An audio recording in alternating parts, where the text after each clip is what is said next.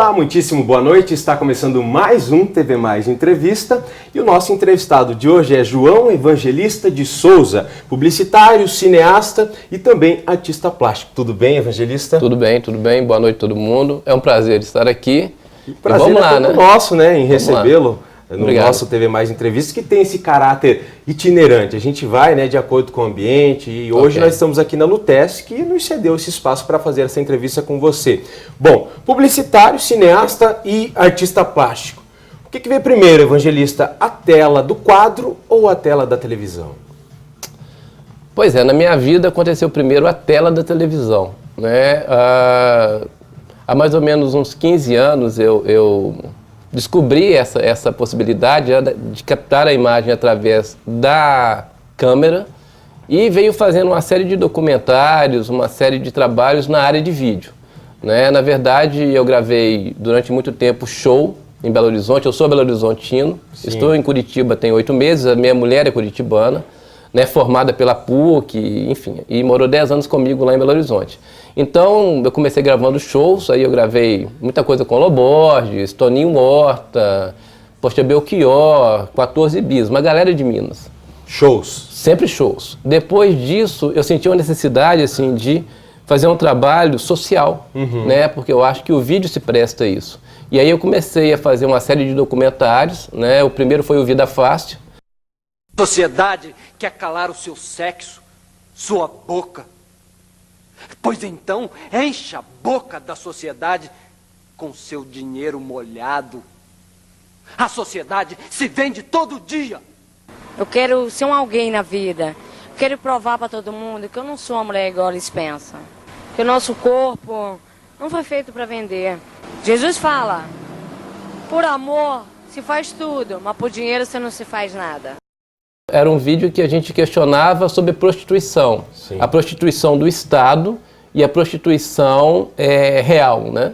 Então, naquele momento, eu fiz uma pesquisa de 6 meses no underground de Belo Horizonte, falando sobre prostituição de mulheres, crianças, travestis. Todo tipo de prostituição que a pessoa possa imaginar. Isso. E durante a madrugada, né? E também gravava com os deputados. Eu até fui quase preso na época, porque a gente questionava e ainda questiono muito assim, até que ponto o que é pior, né? Aquele político que não é honesto e ele cedendo a sua honestidade, ele prejudica uma série de pessoas sérias, sim, uma população inteira de um país, uma prostituta que está lá no seu canto fazendo o trabalho. Então o vídeo para mim, a câmera, né? Eu respeito muito o trabalho de vocês e que é também o meu trabalho, de através dessa lente, né, da câmera e da TV, né, questionar assuntos que são realmente relevantes para a nação e para a população brasileira. Não só retratar, mas também levantar questionamentos. Sim, claro, claro. E a gente atravessa por uma fase interessante, porque através do Facebook, que eu sempre... Enfim, eu tenho minha página no Facebook e tenho vários amigos que eu estou interagindo do mundo inteiro, artistas, né? O grande questionamento hoje é o seguinte, você tem hoje uma parte da televisão, né, que você questiona, né? Por quê? Porque cada vez menos você vê a televisão se preocupar, que é a grande mídia, né, com assuntos realmente que façam diferença na vida das pessoas. Existe uma busca incessante por audiência e essa busca incessante por audiência tem levado a TV a tomar alguns rumos questionáveis, né? Você tem poucas opções hoje, mesmo com essa série de número de canais disponíveis, você tem poucas opções de TV de qualidade, né? E isso é uma preocupação não só do Brasil, mas por essa interação no Facebook, por exemplo, que é uma rede social fantástica, é uma preocupação mundial hoje, com a qualidade da informação na televisão. Muitos assuntos foram banalizados, né? Sim, banalizados e outros esquecidos, né? Esquecidos também. Infelizmente, você vê hoje a televisão aberta, correndo atrás, por exemplo, de delegacias, quer dizer, tem mais audiência que noticia mais crime. Claro, eu acho que tem que ser dado uma realidade, eu acho que tem que ser mostrada essa realidade brasileira, sim, e mundial da violência. Mas também tem que ser colocado as coisas positivas que o país tem. E o Brasil tem muitas coisas boas. E, infelizmente, a gente não vê isso no dia a dia da televisão, né? Então, a responsabilidade de vocês eu me considero também. Você sim, pensa isso, né? Enquanto... que é a missão do artista retratar um momento sim. que ele está vivendo, né? De uma forma crítica. Positivo. Tanto é que eu continuo fazendo documentários. Eu fiz um último documentário, inclusive está no YouTube disponível, porque eu tento deixar isso disponível para as pessoas, né? Eu fiz um documentário que eu gravei Nova York, gravei Lisboa, gravei Rio de Janeiro e gravei, acho que isso foi São Paulo, né? Em que eu questionava, quer dizer, como está o mundo hoje, né? Como estão vivendo as pessoas. E é impressionante, porque você vai a Nova York, você vai a Lisboa, você volta ao Brasil e, claro, são seres humanos, as pessoas estão vivendo de uma forma muito semelhante. Né? Embora com realidades diferentes. Exatamente. Bastante mas diferentes umas das outras. A realidade externa é diferente, mas a agonia da alma não. Isso é interessante você perceber. Então, acho que esse é o grande papel que o vídeo tem na minha vida, né? Eu acho que é uma forma que você tem... existia aquela brincadeira, né, de que você quando fotografa, quando você está gravando em filmes, né, de ficção, você capta a alma da pessoa. Só que, na verdade, eu não acho que é uma brincadeira, eu acho que é verdade.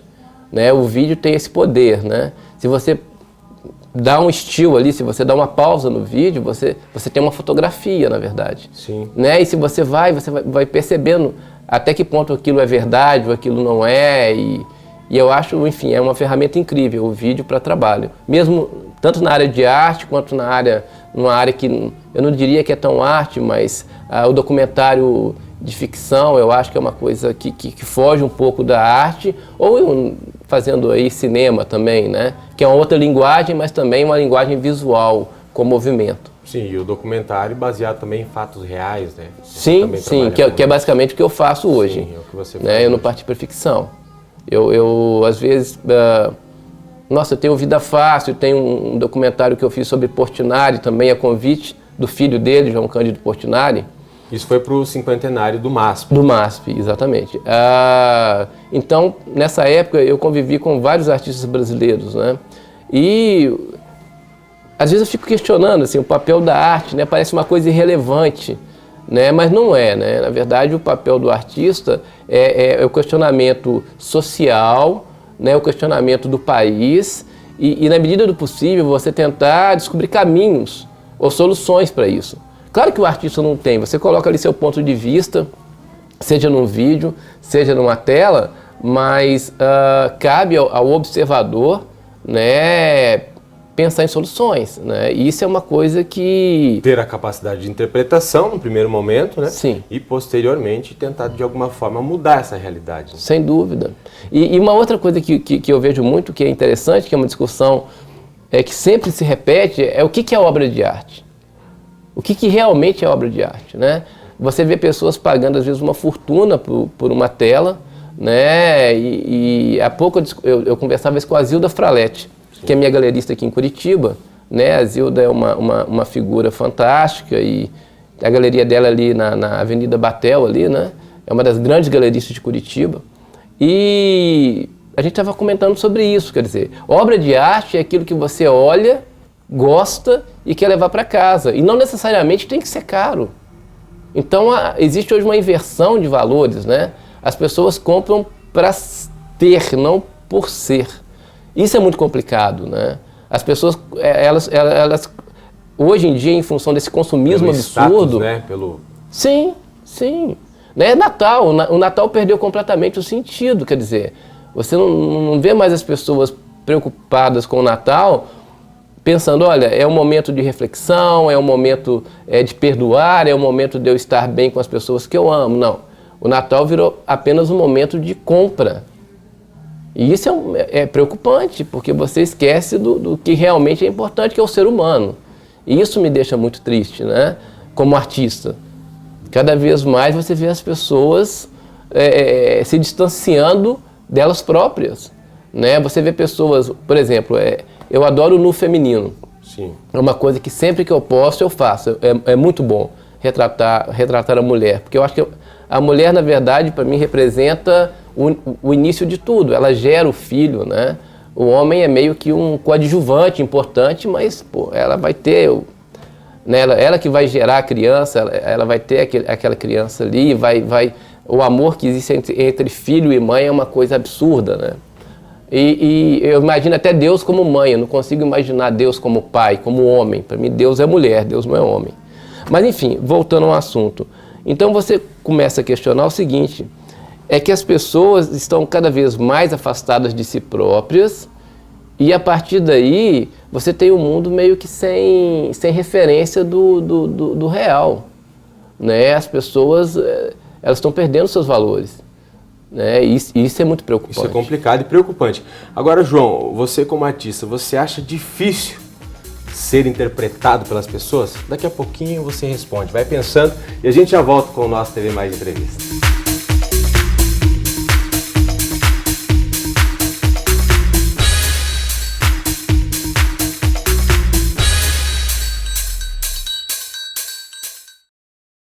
Estamos de volta com o nosso TV Mais Entrevista de hoje. Nosso entrevistado João Evangelista de Souza, publicitário, cineasta e artista plástico. No finalzinho do primeiro bloco eu perguntei ao João Evangelista se ele achava difícil ser interpretado como artista pelas pessoas comuns, né? É difícil, porque o artista ele desenvolve um trabalho quando ele está lá no ateliê dele, né?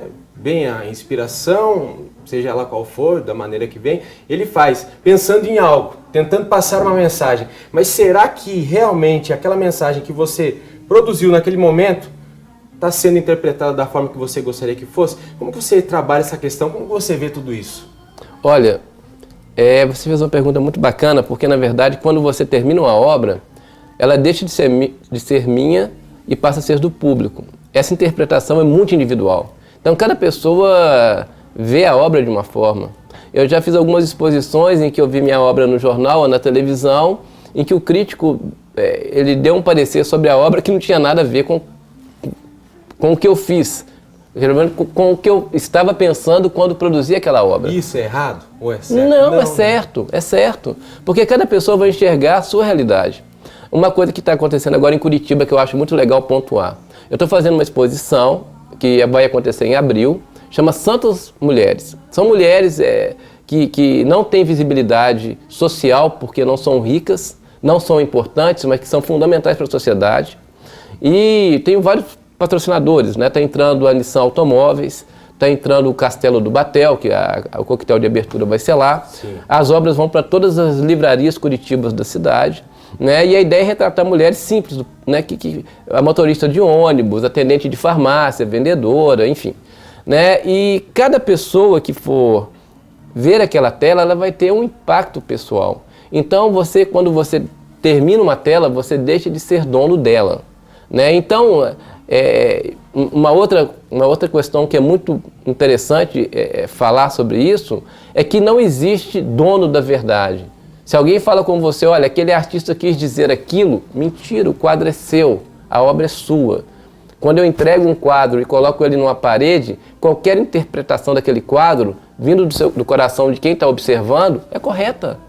Não existe isso de, olha, ele quis dizer isso. Não, eu fiz minha tela, é um sentimento pessoal, coloco ali algumas agonias, algumas tentativas de expressar algumas necessidades que eu tenho enquanto cidadão, inclusive. Agora, o que você está vivendo naquele determinado momento fica latente na obra, né? Geralmente. Fica, e isso é muito bacana, porque aí vem o observador e captura esse espaço e a partir dali a obra é dele, né? E ele sai dali com um sentimento verdadeiro. Então, o que é importante quando você assiste um filme, um vídeo, uma videoarte, enfim, uma tela, uma escultura? O importante é você observar com seu coração e que você achar está valendo. Eu acho que esse é o grande barato, né? Não é ficar tentando procurar, como dizem lá em Minas, né? Chifre na cabeça de cavalo. Não. Olhei, gostei ou não gostei, é isso. Agora, uma dúvida que eu tenho, não tem muito a ver com isso que a gente está falando, mas eu acho que é até interessante a gente falar. O quadro, a tela, ela tem que combinar com a decoração do ambiente ou não? Como que funciona essa questão? Porque às vezes a pessoa chega num ateliê ou de repente tem mesmo uma loja, uma exposição e tem a possibilidade de adquirir esse quadro. E ela gosta daquilo, mas não vai ter nada a ver com o ambiente que ela tem na casa dela. que ela faz? Como que funciona isso? Já está decorado, não está? Ou a decoração vai surgir a partir daquele quadro, ou daquela estatueta, ou daquela obra? Como que é essa questão? Olha, existe aí uma questão muito importante, de novo, que você tocou. Você tem aquelas pessoas que o ambiente é feito por um arquiteto e um decorador, e aí esse profissional vai tentar achar uma obra, né, e os bons profissionais, né, os que são cultos, vão tentar achar uma obra de qualidade que tenha a ver com aquele ambiente, porque na verdade o ambiente todo foi pensado em função daquele cliente, ele vai tentar levar para aquele ambiente uma obra que diz alguma coisa combinando, ou você também tem aquela pessoa que aí já é um perfil de quem realmente gosta muito de arte, que é o colecionador e tal, que ele vê uma obra de qualidade e ele vai colocar na parede independente da decoração da casa dele. Por quê? Porque aquela obra conversa com ele e é de extrema importância. Então, se você quer conhecer uma pessoa bem, é só observar o tipo de obra de arte que ela gosta. Você vai ter uma leitura daquela pessoa. Vai conseguir fazer uma leitura do que ela gosta, pelo menos do perfil, né? Sem dúvida. Você vai conhecer aquela pessoa através do que ela gosta. Tendo um conhecimento mínimo, é claro, também de sim, arte. Sim, né? sim. É aquela história, a arte, você não conhece a arte, você ama a arte. Então, quando você gosta de uma obra, independente de que obra seja, está valendo. Então, isso já é um perfil de uma pessoa especial. E a gente também tem esse senso comum fala a gente, porque a gente tem que se incluir quando fala dessa forma, do senso comum de achar que a arte e cultura é uma coisa ainda elitizada e a gente tem que quebrar esse tabu. Não, e é um tabu, sim, é um tabu, sim, não é? Porque na verdade o artista existe para trabalhar com o povo, né? O que as pessoas elas têm que se dar conta, entendeu? De que nós artistas produzimos para a grande sociedade, né? E acaba que, claro, existe aí existe até um livro que a Zilda comentou comigo, que saiu muito interessante, falando sobre essa questão da obra de arte, né? Você tem que perceber até que ponto uma obra de arte vale muito. Porque ela vale muito, ou vale muito porque o mercado quer que ela tenha esse valor. Por quê? Porque muitas vezes você vê na história da humanidade mesmo, que a obra de arte ou uma galeria pode ser usada inclusive como um ponto de lavagem de dinheiro, né? Tem obras que são falsamente valorizadas. Então, qual que é o caminho? É procurar um galerista, aí no caso aqui de Curitiba, eu diria até o caso da Zilda, que está no meio da arte porque gosta de tela. Né? Quer dizer, a Zilda não tem um curador na galeria dela, ela pega obras que ela considera bacana, e assim também tem em São Paulo, Rio, em todo o Brasil. Né? Então, eu sempre falo, é comum isso no meu Facebook, e eu recebi esse... Né, depois de uma grande exposição, que tela eu compro? Que você gosta. Não pense em preço. Se você foi no Largo da Ordem, gostou de uma tela, aquilo te emocionou, aquilo é arte. Está valendo. Foi na Galeria da Zilda, compra. Está valendo. E outra coisa, compre na medida das suas condições. Entendeu? Agora, tem pessoas que infelizmente, né, e aí a gente volta na discussão do ser humano, que elas compram um carro de marca, uma obra de arte de marca, uma roupa de marca, mas por dentro ela é completamente vazia. Tem uma frase que eu vi no Facebook que eu achei fantástica, que fala o seguinte: aquela pessoa é tão pobre que só tem dinheiro. Né? Então, assim, é uma ilusão às vezes ficar com essa coisa da grana só na cabeça. Eu tinha um grande amigo, Paulo Panarello, né? A distribuidora dele era a maior distribuidora do Brasil de medicamentos. Ele suicidou, pulou do 10º andar do prédio dele em Goiânia. Ele tinha acabado de comprar um avião de quase 50 milhões de dólares. Ele tinha tudo o que o mundo financeiro considera maravilhoso. Então, Evangelista, ainda nesse caráter do ser humano, acho que seria interessante a gente falar um pouquinho sobre o seu trabalho, que repercutiu bastante, até acredito, no país, através da internet e tudo. Coveiros, né, plantadores de sementes, que retrata a realidade de um ser humano, de um profissional, que é deixado muitas vezes à margem da sociedade. Fala um pouquinho desse trabalho pra gente. Olha, o trabalho Coveiros teve uma repercussão muito grande, sim. Né? Eu tive a felicidade, enfim, de estar em São Paulo, em vários programas de TV, jornal, Minas e por aí vai. Não há nada que incomoda mais o ser humano do que a morte e a realidade da morte. E nós temos tanto medo, principalmente nós ocidentais, criados numa sociedade capitalista, consumista, selvagem, né? onde aqui o que vale mais é o ter do que o ser, e o ter não no sentido de ter só, mas é o poder seu de consumo, então essas pessoas, elas abominam a ideia da morte, porque a morte põe em xeque o meu potencial de consumo. Como é que eu vou consumir morto? A morte vai me tirar toda a possibilidade de consumir. A morte vai tirar todos os consumidores em redor de mim e do meu próprio trabalho. Então a morte é a maior inimiga da sociedade capitalista consumista, não tenha dúvida nenhuma a esse respeito. O grande questionamento do Coveiros é o seguinte, tem pessoas que se acham assim, a última bolacha do pacote. É verdade. O fato é que, no máximo com 105 anos, né, o Niemeyer está aí provando que pode ser de repente até um pouco mais, né, mas todos vão para a mesma vala. O final de todos é a morte. E o ser humano, ele tem muito medo de pensar nisso. Então, o que mais me marcou quando eu fiz esse trabalho Coveiros, né, que também está disponível no YouTube, tudo que eu faço eu sempre coloco aberto no YouTube, também, né? No meu site também, isso, o evangelista.arte.br.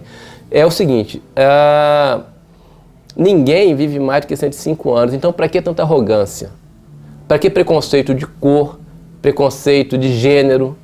Esse é o grande questionamento do vídeo. Um coveiro me comentava, olha, tinha uma pessoa lá em Belo Horizonte, que foi onde eu fiz o vídeo, que era uma pessoa extremamente arrogante, ela estava na mão lá dos meninos. Um coveiro ganha R$500 por mês. E foi esse cara que ganha R$500 por mês que colocou o cara lá na última morada. Sim. Então, assim, partindo do princípio que todos vamos morrer, eu acho que o grande questionamento é, para que tanta arrogância? Não tem sentido, né? Uma coisa que inclusive, eu que sou negro, eu me vejo até na obrigação de comentar isso, quer dizer, eu vi um comentário racista no YouTube que me chocou muito, e eu comentava para a pessoa, olha, no processo de putrefação, todas as pessoas vão passar pela cor negra antes de explodir e virar nada, entendeu? Então daqui a 100 anos a gente não vai ser nem um retrato no fundo da gaveta. Então o que vale é o hoje, e o hoje vivido sem preconceito, né, de nenhuma espécie. Né? E isso eu acho que é o grande desafio do ser humano. E o que te despertou para esse trabalho? Foi a partir de que momento da sua vida? A minha mãe, eu fui criado de uma forma católica, intensa, embora eu não tenha religião alguma hoje. Eu fui espírita, fui umbandista, fui católico. Não tem religião, mas acredita em Deus. Não, Deus sim, muito, Deus sim. E isso me despertou uma curiosidade muito grande, porque eu sempre vi, como eu vim de classe média e negro, quer dizer, isso tudo me fez começar a observar como alguns seres humanos que podem modificar alguma coisa no país e na sociedade não fazem por arrogância. Como, de repente, um cara passa com uma BMW fechada, né, no meio de uma série de pessoas pobres. Isso não quer dizer que quem tem uma BMW é uma pessoa arrogante de forma nenhuma. De repente você vai ter uma pessoa que não tem nem carro e é muito mais arrogante que o cara da BMW. Mas a arrogância me impressiona. Uma pessoa achar que é melhor que a outra me impressiona. Porque não existe isso. Ninguém é melhor que ninguém. Né? Por um acaso eu estou aqui dando uma entrevista em função do meu trabalho. Né? Mas tem pessoas que têm um trabalho muito mais importante que o meu e que não estão aqui.